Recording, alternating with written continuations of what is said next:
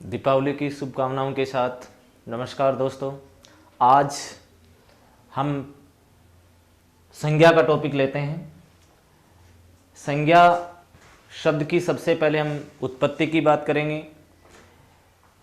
संज्ञा शब्द की उत्पत्ति शम प्लस ज्ञा से मिलकर हुई है।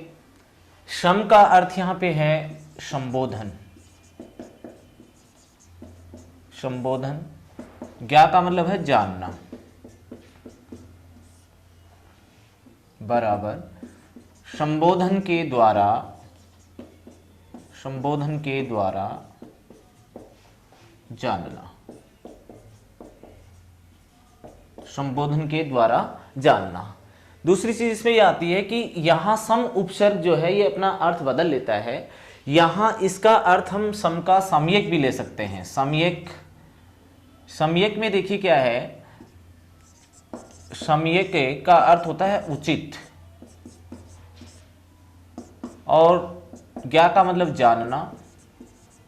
तो यहां किसी भी व्यक्ति या वस्तु को सम्यक रूप से या उचित ढंग से जानना ही क्या है, संज्ञा है। जैसे हम किसी व्यक्ति की बात करें, किसी का नाम है तो वो उसके लिए एक उचित उसका संबोधन है, उसका एक सम्यक रूप से उसको हम जानते हैं, तो ये कह सकते हैं कि उसको हम संज्ञा के नाम से पुकार सकते हैं। जैसे राम, श्याम, सीता, गीता, कोई भी शब्द आ जाए तो हम कह सकते हैं कि उसके लिए वो एक क्या है, सम्यक रूप से उसको हम जान रहे हैं, उचित ढंग से उसको हम जान रहे हैं, या कह सकते हैं कि उसको हम उस संबोधन के द्वारा जानते हैं। हमें जो भी कोई वस्तु दिखाई दे रही है, व्यक्ति दिखाई दे रहा है, उन सब की यदि हम बात करते हैं तो हम उसको किसी ना किसी नाम के द्वारा जानते हैं। और किसी व्यक्ति या वस्तु को नाम के द्वारा जानना ही क्या है, संज्ञा कहलाता है। एक प्रश्न इसको लेकर के ये बनता है कि संज्ञा का शाब्दिक अर्थ परीक्षा में पूछ लिया जाता है। तो अगर इसके शाब्दिक अर्थ की बात करें तो शाब्दिक अर्थ देखिए इसका क्या है, शाब्दिक अर्थ होता है इसका नाम।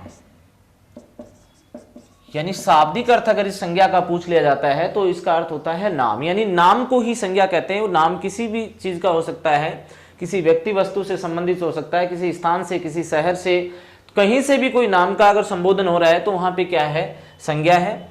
आज हम बात करेंगे इसके भेदों की। तो देखिए संज्ञा के भेदों को लेकर के हमें थोड़ा सा संदेह रहता है इस बात का कि कुछ गाइडें हमें इसके 5 भेद बता देते हैं और कुछ हमें इसके 3 भेद बताते हैं। इसके पीछे रीजन क्या है कि अगर संज्ञा के भेद को पूछने का तरीका ये होता है कि प्रश्न ये पूछा जाए कि संज्ञा के कितने भेद होते हैं, तो हमारा उत्तर होता है 3।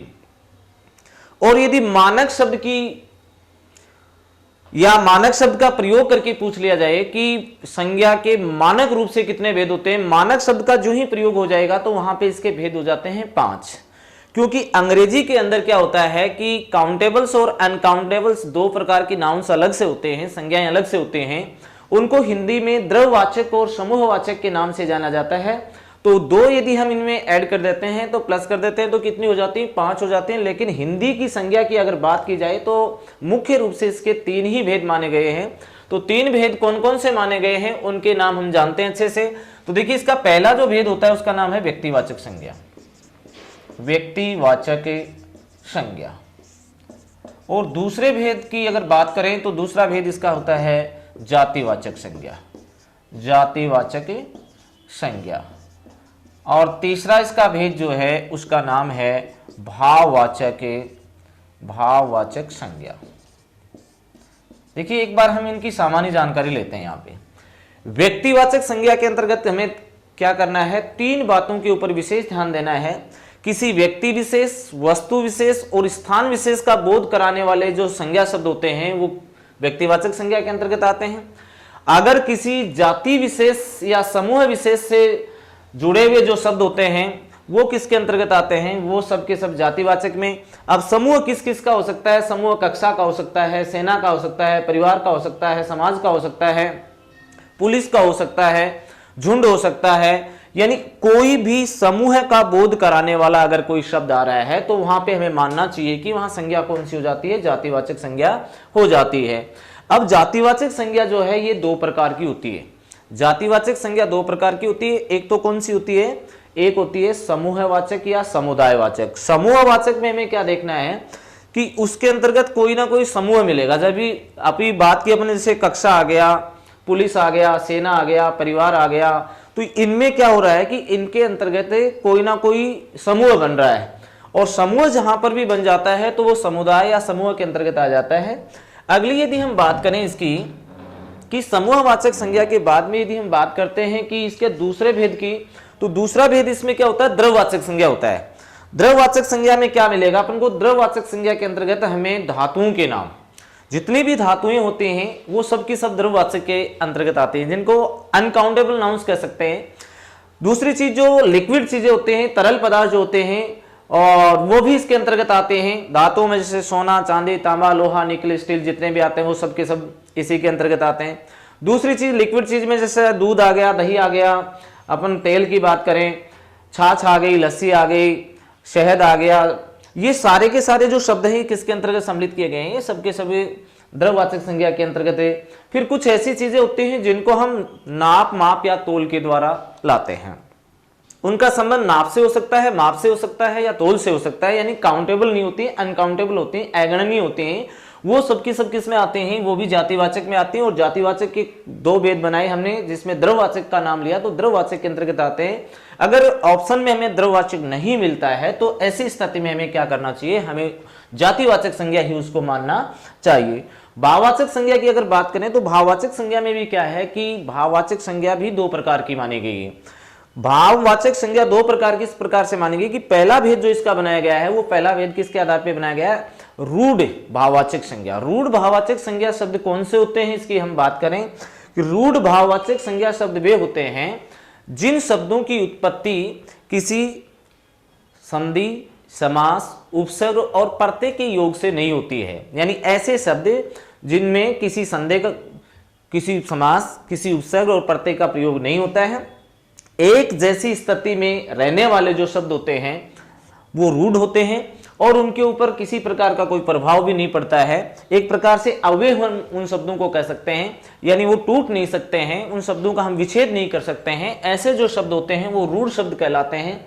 और ये जो रूढ़ शब्द आते हैं ये भावों का निर्माण करते हैं, जैसे आ गया दया, क्रोध, घृणा, प्रेम, ये जो शब्द हैं, ईर्ष्या आ गया, तो ये किसका बोध करा रहे हैं, भावों का बोध करा रहे हैं। तो ये जो टूट नहीं सकते हैं, इनको हम अलग नहीं कर सकते, विच्छेद नहीं कर सकते, इनमें प्रत्यय और उपसर्ग नहीं छांट सकते, क्योंकि इनमें होते ही नहीं है। और होते ही नहीं तो ये क्या हो जाते हैं, रूढ़ बन जाते हैं। तो ऐसी स्थिति वाले जितने भी शब्द बनेंगे वो क्या बनेंगे, रूढ़ भाववाचक संज्ञा के उदाहरण बनते हैं। दूसरा इसमें होता है यौगिक भाववाचक संज्ञा। यौगिक भाववाचक संज्ञा क्या है कि यौगिक भाववाचक संज्ञा के अंदर ये देखना है कि कोई भी भाववाचक शब्द जो बनेगा वो क्या करेगा, या तो उसमें कोई प्रत्यय जुड़ा हुआ होगा, संधि हो सकती है, समास हो सकती है, उपसर्ग हो सकता है, प्रत्यय हो सकता है। तो यहां पर जितने भी शब्द बनेंगे भाववाचक के अंतर्गत तो वो उसमें प्रत्यय का योग मिलेगा। जैसे बूढ़ा शब्द आ गया तो बूढ़ा शब्द में क्या है, आपा प्रत्यय जोड़ेंगे, बुढ़ापा बन गया, तो बुढ़ापा उसका क्या बन गया, उसका भाव बन गया। जैसे अपने पास बच्चा शब्द है, जातिवाचक संज्ञा है, और इसके अंदर हम क्या करें कि इसमें पन प्रत्यय जोड़ दें तो बचपन जो है उसका क्या बन गया, भाव बन गया। तो इस प्रकार से हम इनकी बात करेंगे। तो देखिए इसको एक हम डायग्राम के द्वारा हम बड़े आसानी से इसको हम समझ सकते हैं। इनसे जानने से पहले में ये भी जरूरी है कि ये संज्ञा शब्द जो है ये किस प्रकार से बने हैं, इसमें क्या है, इसकी चर्चा देखिए हम यहाँ पे कर रहे हैं। हमारे जो शब्द है, शब्द क्या है कि रूप परिवर्तन के आधार पे शब्द के दो भेद किए गए हैं। रूप परिवर्तन के आधार पे कितने भेद किए गए, दो भेद किए गए हैं। एक होता है विकारी और एक होता है अविकारी। विकारी जो शब्द होते हैं वो क्या होता है, चार प्रकार के बनते हैं। विकारी कितने प्रकार के होते हैं, चार प्रकार के होते हैं, जिनमें क्या होता है, संज्ञा, सर्वनाम, विशेषण और क्रिया। संज्ञा के अंतर्गत देखिए संज्ञा के भी हम तीन भेद कर रहे हैं। अब इनके भेदों को हम किस प्रकार से डिवाइड करें, तो देखिए इनको इस प्रकार से बांटे अपन। जैसे ये अपना संज्ञा है, इसको क्या करें कि सबसे पहले इसको अपन तीन भागों में बांटते हैं। कितने भागों में बांटे इसको, क्योंकि हमने बात की है कि इसके मुख्य रूप से जो इसके जो भेद किए गए हैं वो कितने किए गए हैं, इसके मुख्य रूप से जो भेद किए गए हैं वो तीन भेद किए गए हैं। इसका ये पहला भेद है। पहला भेद इसका नाम क्या है, इसका नाम है व्यक्तिवाचक संज्ञा। व्यक्तिवाचक संज्ञा। दूसरा क्या बना, जातिवाचक संज्ञा, जातिवाचक संज्ञा। और तीसरे की हम बात करें तो ये बन गया अपना भाववाचक संज्ञा, भाववाचक संज्ञा। देखिए इनको हम बिंदुओं के द्वारा हम बनाते हैं। देखिए व्यक्तिवाचक संज्ञा की यदि हम बात करें तो हमने अभी अभी बात की थी कि जिन संज्ञा शब्दों के द्वारा किसी व्यक्ति विशेष, स्थान विशेष और वस्तु विशेष का बोध होता है वो किसके अंतर्गत आते हैं, व्यक्तिवाचक के अंतर्गत आते हैं। तो सबसे पहले देखिए हम इसकी बात करें कि जैसे अपने पास ये आया, एक नंबर पे बात करें कि इसको हम क्या करें, एक रेखा चित्र के द्वारा इसको हम समझें।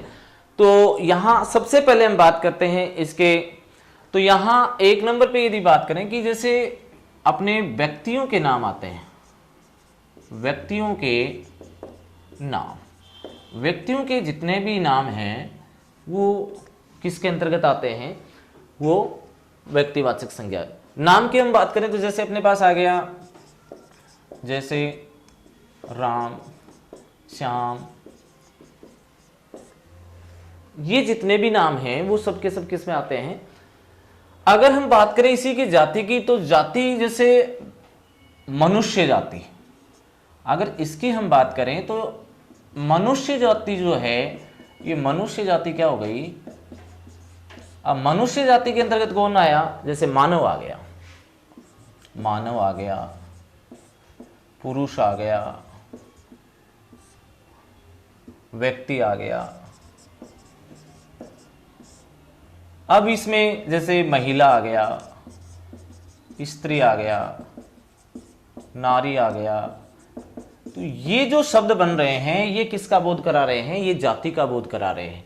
इधर यदि हम इनके नामों की बात करें तो नाम किसका बोध करा रहे हैं, व्यक्तिवाचक का करा रहे हैं, ये जातिवाचक का करा रहे हैं।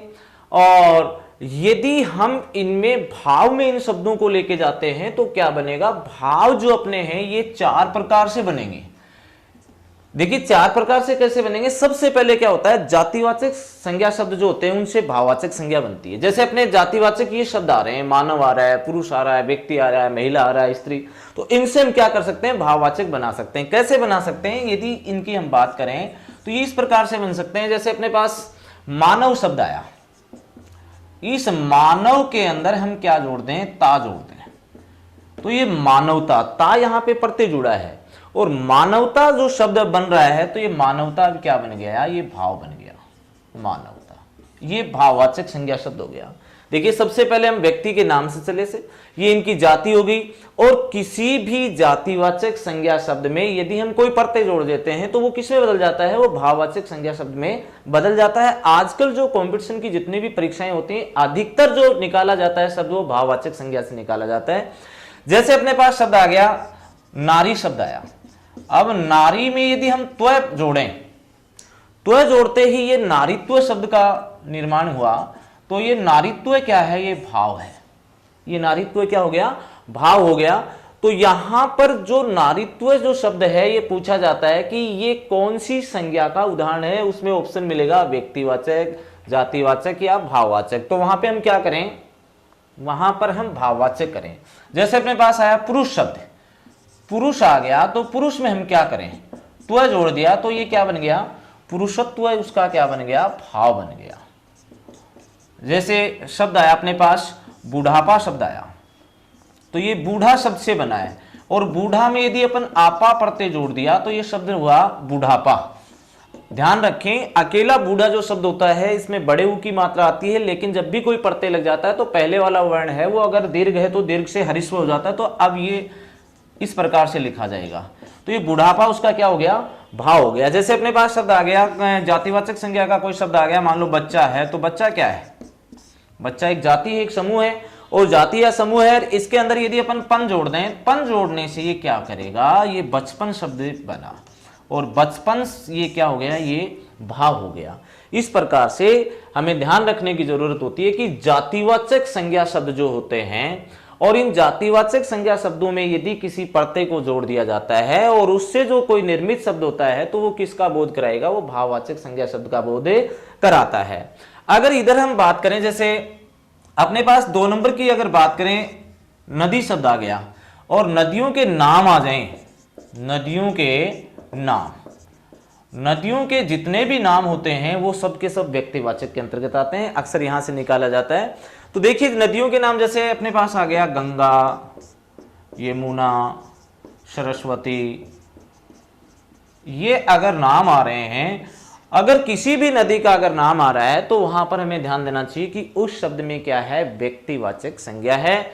और अगर केवल नदी शब्द आ गया, यानी प्राकृतिक चीजों की हम बात करें, प्राकृतिक चीजें, अब प्राकृतिक चीजें जितने भी हैं वो सब की सब किस में आते हैं, वो सब की सब जातिवाचक में आते हैं। चाहे वो नदी हो, चाहे पहाड़ हो, चाहे वो झरना हो, चाहे वन, बाग, बगीचा, जो भी शब्द आ रहा है सब के सब किस में आते हैं, वो सब के सब जातिवाचक संज्ञा के अंतर्गत आते हैं। अगर यहां पर हम बात करें, ये निकाला जाता है कि तीसरे नंबर की धार्मिक जो ग्रंथ होते हैं, धार्मिक ग्रंथों के नाम, धार्मिक ग्रंथों के जो नाम होते हैं वो किसके अंतर्गत आते हैं, वे सब के सब व्यक्तिवाचक में आते हैं। जैसे अपने पास शब्द आ गया रामायण, रामायण शब्द आ गया, महाभारत आ गया, महाभारत, अपने पास कुरान आ गया, बाइबल आ गया, यानी कोई भी शब्द आ रहा है, धर्म से संबंधित कोई ग्रंथ है और उसका नाम आ रहा है तो व्यक्तिवाचक संज्ञा है।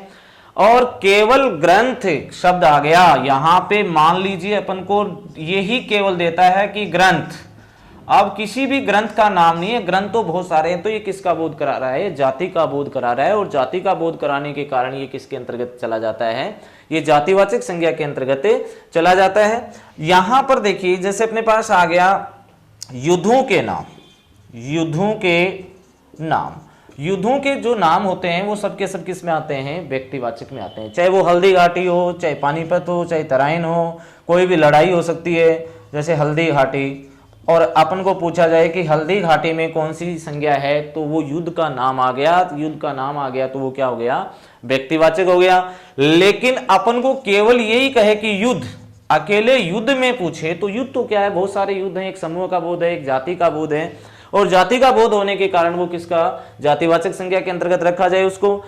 पानीपत आए, कुछ भी आए।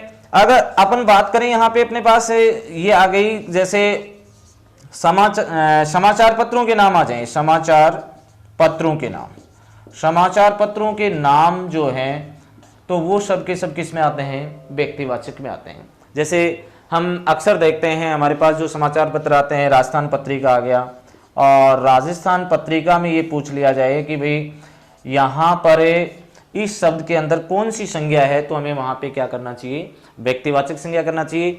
दूसरी चीज जाए दैनिक भास्कर आ जाए, दैनिक नवज्योति आ जाएगी, तो कोई भी समाचार पत्र अगर आ रहा है उसका अगर संज्ञा से संबंधित उस पर कोई क्वेश्चन किया जा रहा है तो हमें मान लेना है कि वहां पे कौन सी है, व्यक्तिवाचक।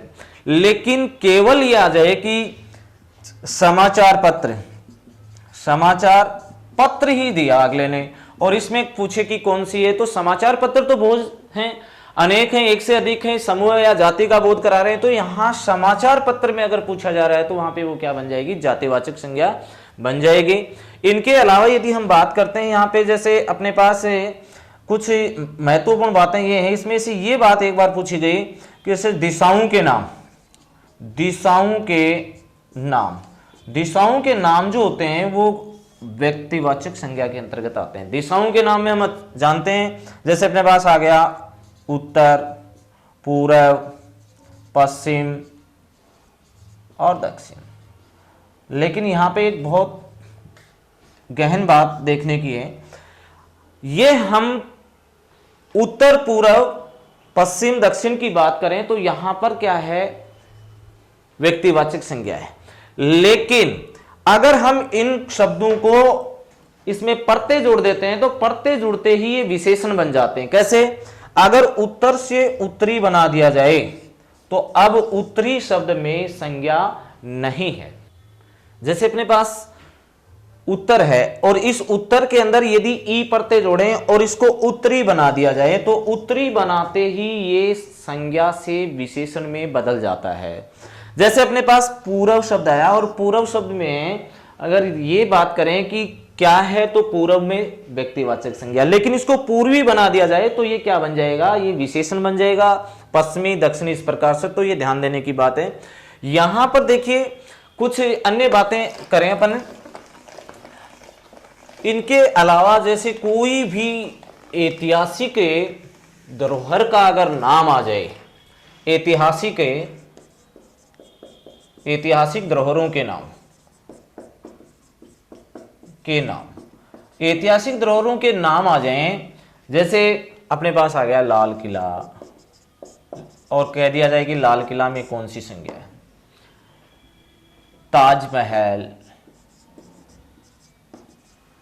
ताजमहल, जामा मस्जिद,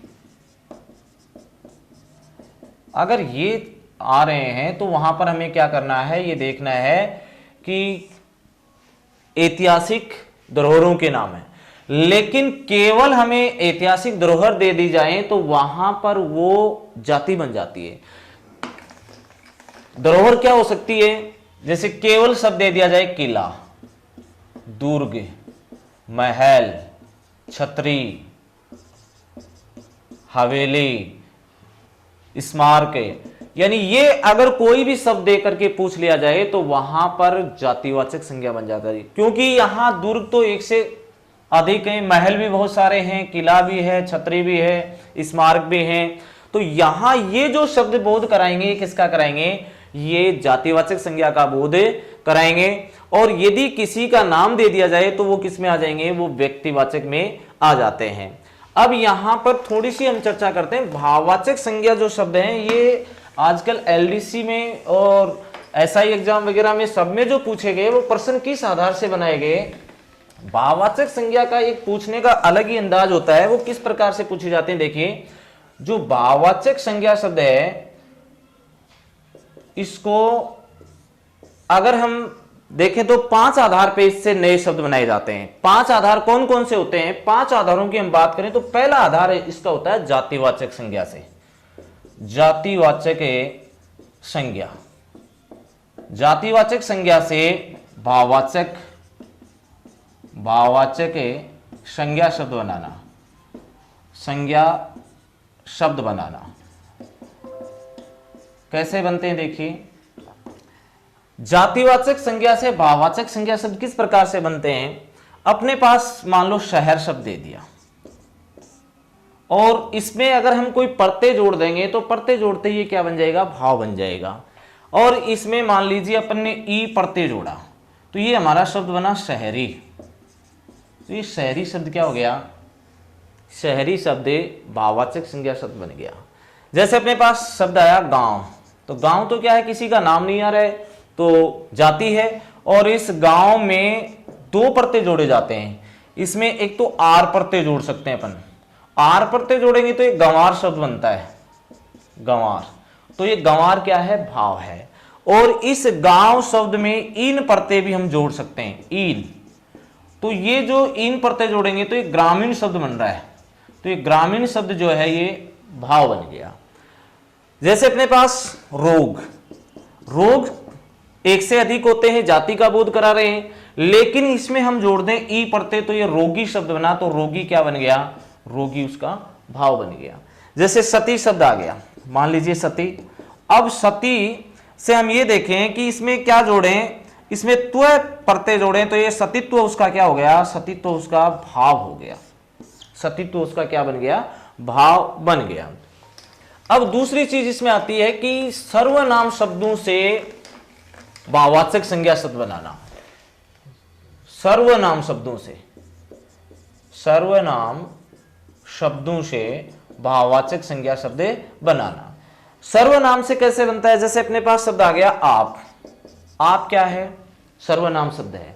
और इसमें यदि अपनत्व, अपनत्व शब्द इससे बना दिया जाए, त्व प्रत्यय जोड़ दिया जाए तो अपनत्व क्या हो गया, भाव हो गया। इसका अपन अपनापन भी कह सकते हैं, अपनापन, अपनापन भी भाव है।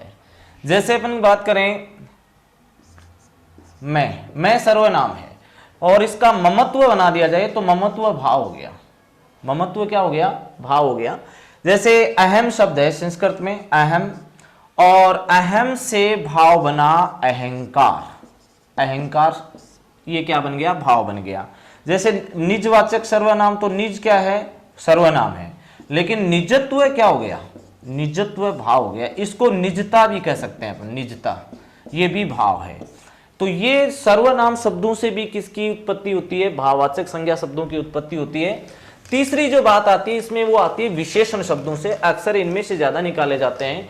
विशेषण शब्दों से भाववाचक संज्ञा शब्द कैसे बनते हैं, तो विशेषण शब्दों से देखिए, विशेषण शब्दों से भाववाचक संज्ञा शब्द बनाना कैसे बनते हैं।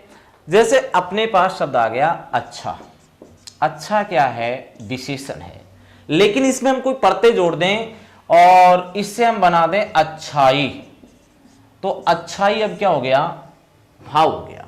जैसे बुरा शब्द है, बुरा क्या है, विशेषण है, लेकिन बुराई क्या हो गया, बुराई भाव हो गया।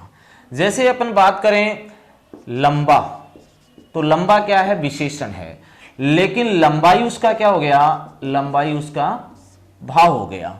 जैसे कोई भी रंग से संबंधित आ जाए, जैसे सफेद क्या है, सफेद है, कोई भी रंग होता है तो रंग क्या होता है, विशेषण होता है, चाहे वो सफेद, काला, पीला, हरा कुछ भी हो।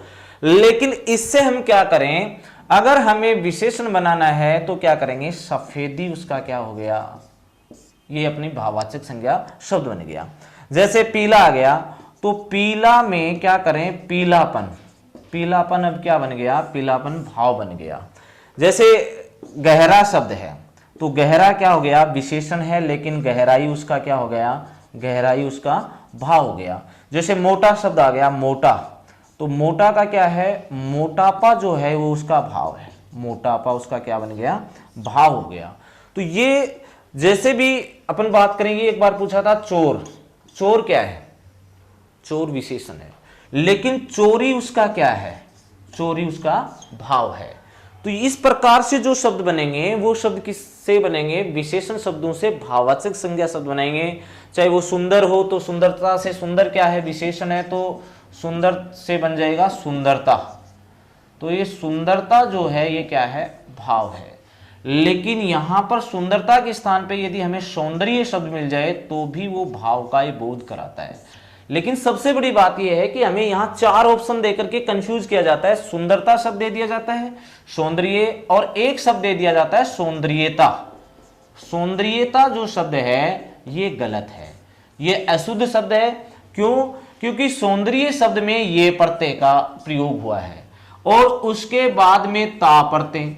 कभी भी एक शब्द के साथ दो प्रत्यय एक साथ नहीं लग सकते हैं, ये बात हमें याद रखने की है कि एक ही शब्द के साथ दो प्रत्ययों का निर्माण एक साथ या उसका प्रयोग एक साथ नहीं किया जा सकता है। यहां सौंदर्य में ये प्रत्यय है, ये ठीक है, लेकिन सौंदर्यता में ये का भी प्रयोग हो रहा है और ता का भी हो रहा है, तो सौंदर्यता शब्द अशुद्ध शब्द होता है, शुद्धिकरण में भी पूछा जाता है। तो ये विशेषण शब्दों से भाववाचक संज्ञा शब्द बनते हैं।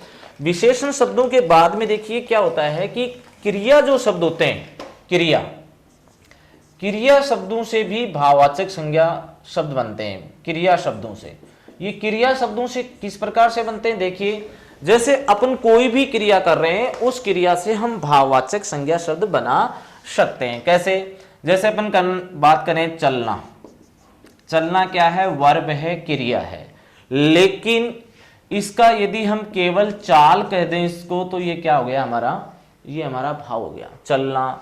जैसे अपन कहें दौड़ना, तो दौड़ना में दौड़ क्या है, दौड़ भाव है। जैसे हारना, हारना क्रिया है लेकिन हार क्या है, भाव है। जैसे अपन कहें जीतना, जीतना क्रिया है लेकिन जीत क्या है, भाव है। मारना क्या है, मारना क्रिया है लेकिन मार क्या है, भाव है। हंसना क्रिया है लेकिन हंसी उसका क्या है, हंसी उसका भाव है।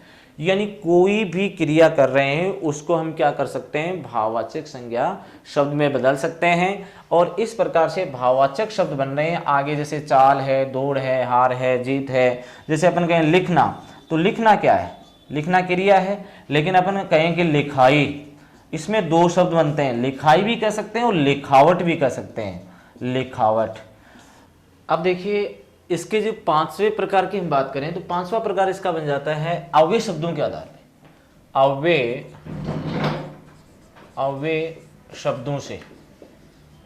अव्यय शब्दों से भाववाचक संज्ञा शब्द बनाना।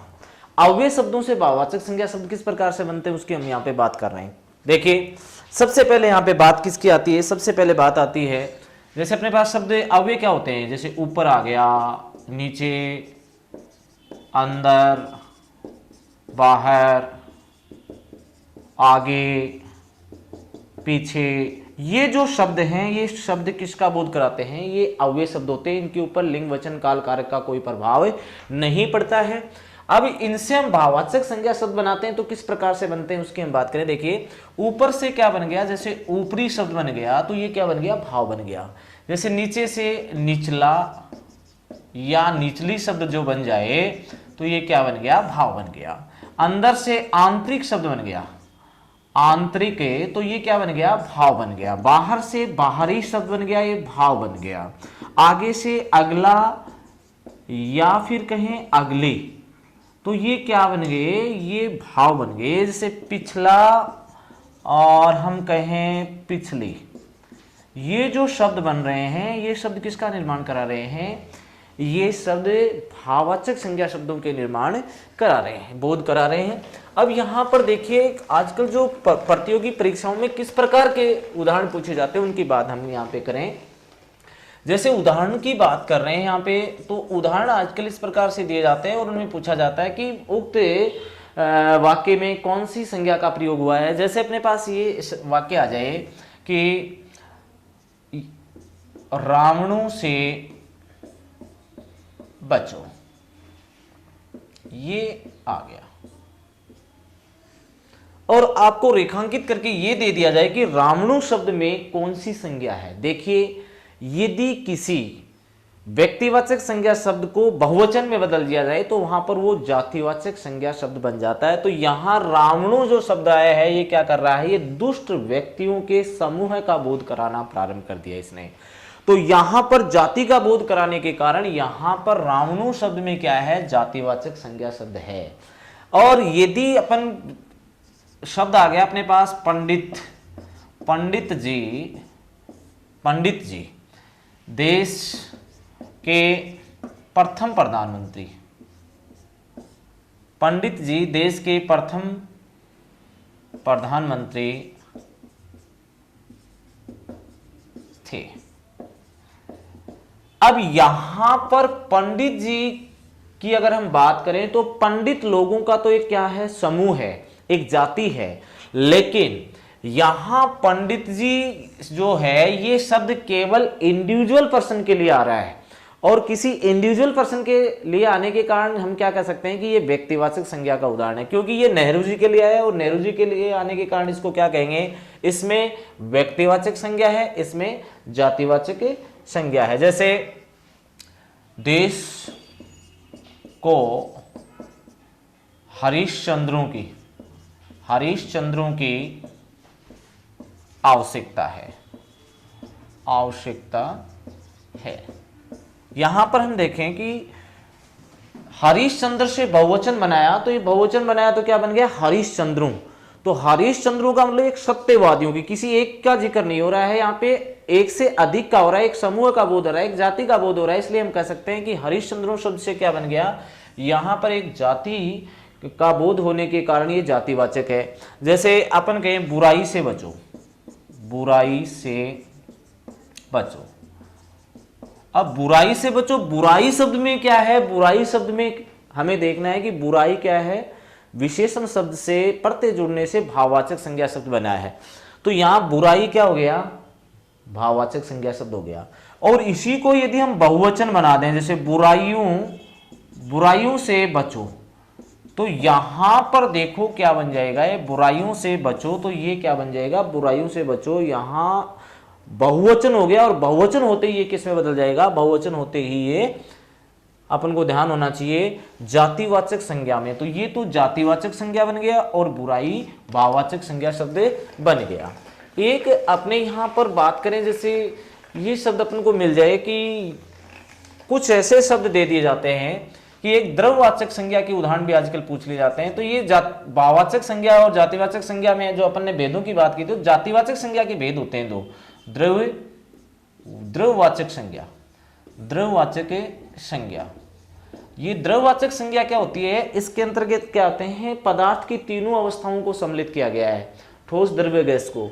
तो यहां पर जितने भी धातुओं के नाम होते हैं वो सबके सब किस में आते हैं, जैसे सोना, चांदी, तांबा, लोहा, ये जो धातुओं के नाम हैं ये सब के सब आते हैं द्रववाचक संज्ञा के। एक इसमें जो लिक्विड चीजें आते हैं, तरल पदार्थ, जैसे जल आ गया, घी आ गया, दूध आ गया, तेल आ गया, गैस आ गया, पेट्रोल, डीजल, सब इसके अंतर्गत आते हैं। तो ये किस में आते हैं, द्रववाचक संज्ञा के अंतर्गत आते हैं। फिर जैसे अनाज आ गया, कोयला आ गया, पत्थर आ गया, ये भी इसी के अंतर्गत आते हैं। दूसरी चीज इसमें देखो, दूसरा इसका भेद जो होता है उसको माना गया है समूह है या समुदाय, समुदायवाचक। ये समुदायवाचक जो संज्ञा है इसमें क्या है, एक समुदाय का बोध मिलेगा अपन को। कैसे मिलेगा, समुदाय का बोध ऐसे मिलेगा जैसे अपने पास आ जाए कोई दल आ जाए, जैसे झुंड आ गया, झुंड शब्द का प्रयोग हो गया, फिर टोली आ गया, ये दल आ गया, झुंड आ गया, फिर पुंज आ गया। ये अगर शब्द आ रहे हैं, गुच्छा शब्द आ गया, तो ये किसका बोध कराएंगे, ये समूह का बोध कराएंगे। और समूह का बोध जहां पर होता है वहां समुदायवाचक संज्ञा हो जाती है। अब ये देखना है कि यदि हमें विकल्प में, ऑप्शन में अगर द्रववाचक और समुदायवाचक संज्ञा का कोई उदाहरण नहीं मिलता है तो ऐसी स्थिति में हमें उसको क्या मानना चाहिए, ऐसी स्थिति में हमें उसको जातिवाचक संज्ञा ही मानना चाहिए, उसी को हमें टिक करना चाहिए। तो ये अपनी संज्ञा से संबंधित जो टॉपिक था आज यहाँ पे क्लियर होता है। नमस्कार दोस्तों, थैंक यू, जय श्री राम।